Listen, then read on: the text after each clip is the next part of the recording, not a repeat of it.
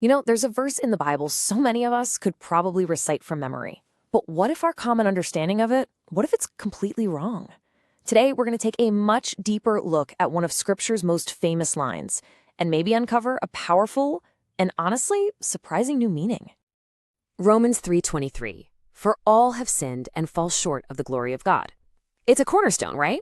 It's often the go-to verse to explain the human condition, and it seems pretty straightforward. We mess up, we break the rules, and we just don't measure up to God's perfect standard. But just hold that thought for a second. What if those core words, sin and glory, don't actually mean what we've always been taught they mean? That's really the big question we're tackling in this explainer, and I think the answer could seriously change how you see, well, everything. Okay, so to get to the bottom of this, we have to start by totally redefining that first keyword, sin. So let's try to move away from the idea that it's just a checklist of rules we've broken and look at it as something much, much deeper, something internal. So on one hand, the common view is that sin is about breaking rules, transgressing a law. But what if it's something else entirely? The perspective we're looking at today argues that sin isn't really about your individual actions, but it's a corrupt belief system, right at our core.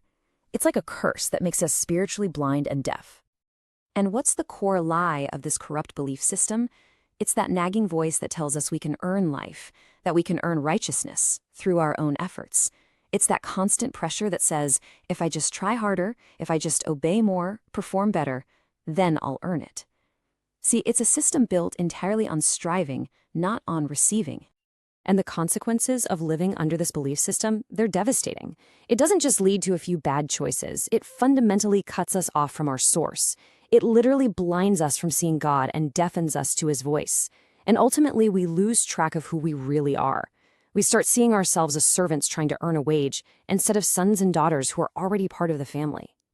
So, if sin is this belief system that blinds and deafens us, that brings us to the second half of the verse, falling short of the glory of God. To understand that, we first have to ask a pretty basic question. What is God's glory anyway? We usually think of glory as, a bright light or some majestic, overwhelming power. But according to this interpretation, the word glory here means something much simpler, much more personal. It means opinion. It's God's view, his judgment, his personal testimony and declaration about who you are. It's just how he sees you. Now this changes everything. Falling short of the glory of God isn't about failing to meet some performance standard. It means we have lost track of his opinion of us. Because that corrupt belief system has deafened our ears, we can't hear what God is actually thinking and saying about our identity. We've missed out on his judgment entirely. So what is God's opinion of you? It's this: you are a son, not a slave. You are an heir, not an employee working for a wage. That is his unshakable, settled view of who you are. So we're left with this huge problem, this corrupt belief system that deafens us to God's true opinion. How does that get fixed? Well, this is where Jesus comes in. He didn't just come to forgive some rule breaking. He came to completely dismantle this entire corrupt system from the inside out. Jesus basically tackles this in 4 key ways. He breaks the curse of sin itself, which silences that lie that tells us we have to earn our own worth. And in doing that, he reveals the Father's true opinion, his glory, and he restores us to it, making it possible for us to actually hear God's voice again. Think of it like this. Jesus is the very opinion of God in human form. He is the Father's voice made flesh, speaking the truth that we had become deaf to. He looks at humanity and says, "You are my beloved Son, and I am so pleased with you. Come on, receive my life as a gift, not as a wage you have to earn." So what does this all mean for you, right now? Because this isn't just some neat little theological exercise.